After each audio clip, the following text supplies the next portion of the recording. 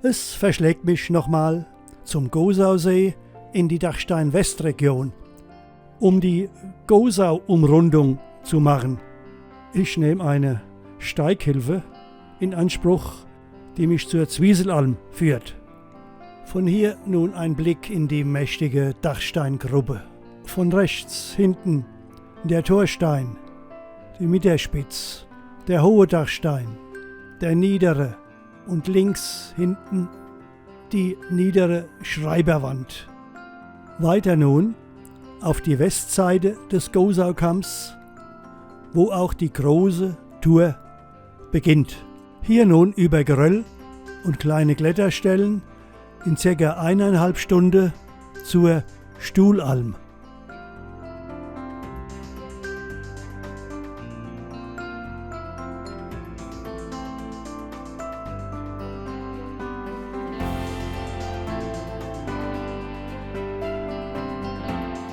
Hier im Hintergrund die markante 2458 Meter hohe Bischofsmütze.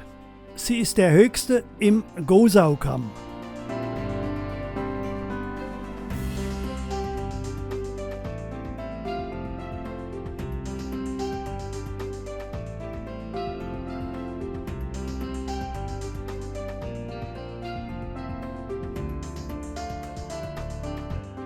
Ich übernachte auf der Theodor-Körner-Hütte, die nur 10 Minuten von der Stuhlalm entfernt ist.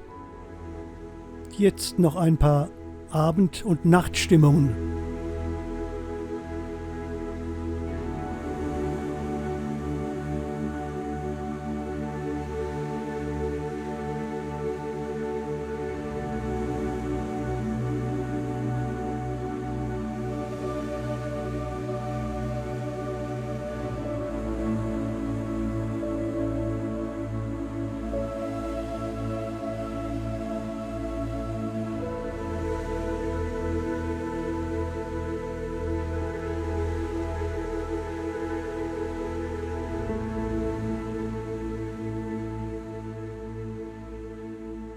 Nach dem Frühstück am nächsten Morgen beginne ich die gut 6,5-stündige Tour über die Hofbürgelhütte weiter zum Steigelpass und durch den wild zerklüfteten Gosaukamm zum Gosausee.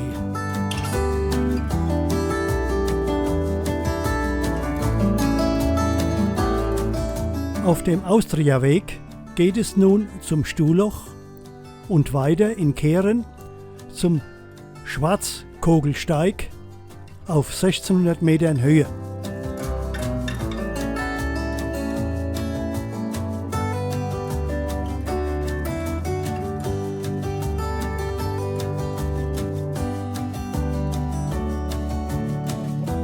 Und hier wieder der zerklüftete Gosaukamm.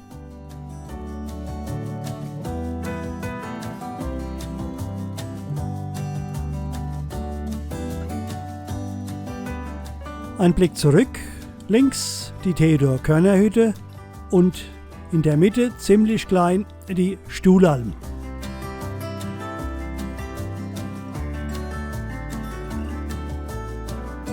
In nordwestlicher Richtung das Tennengebirge.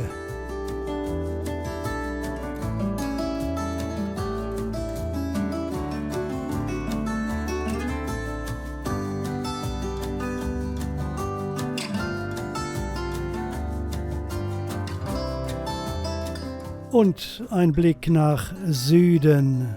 Links der Großglockner, das Wisbachhorn, weiter rechts Kitzsteinhorn und ganz rechts der große Venediger in den hohen Tauern.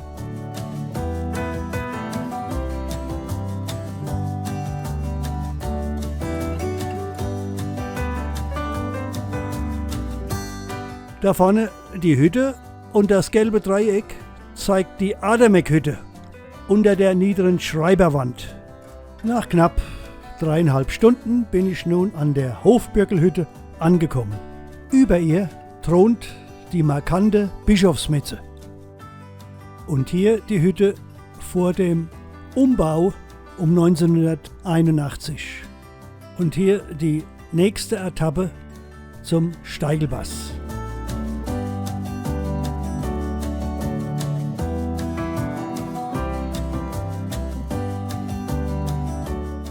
Und hier nochmal rechts der markante Torstein in der Dachsteingruppe.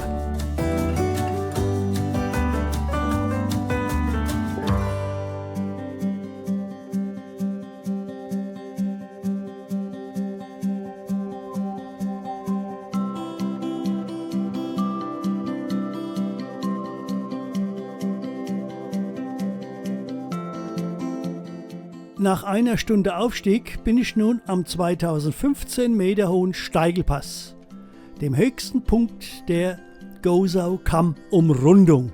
Und die erste Überschreitung in den 70er Jahren.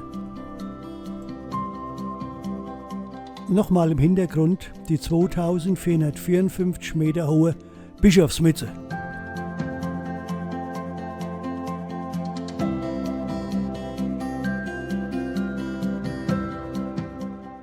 Und hier die Auf- und Abstiegsroute zur Hofbürgelhütte.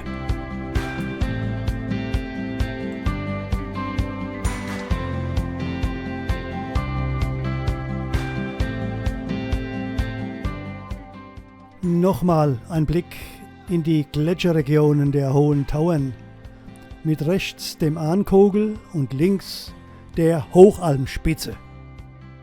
Nach ausgiebiger Rast geht es nun weiter auf einem anspruchsvollen Abstieg, ca. 1000 Höhenmeter, in 3 Stunden durch die Felstürme des Gosaukamms zum vorderen Gosausee.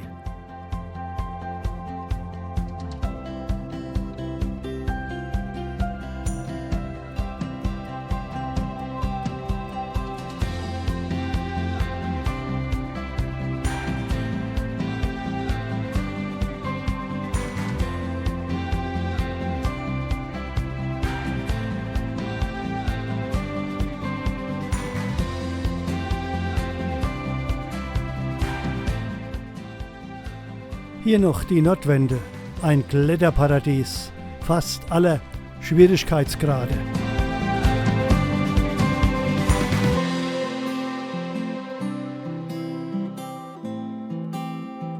Ein Felssturz 2017 ließ Geröll bis in den Gosausee fallen. Dadurch wurde der Rundweg um den See einige Zeit gesperrt. Mit ein paar Impressionen um den schönen Gosausee beende ich die Tour.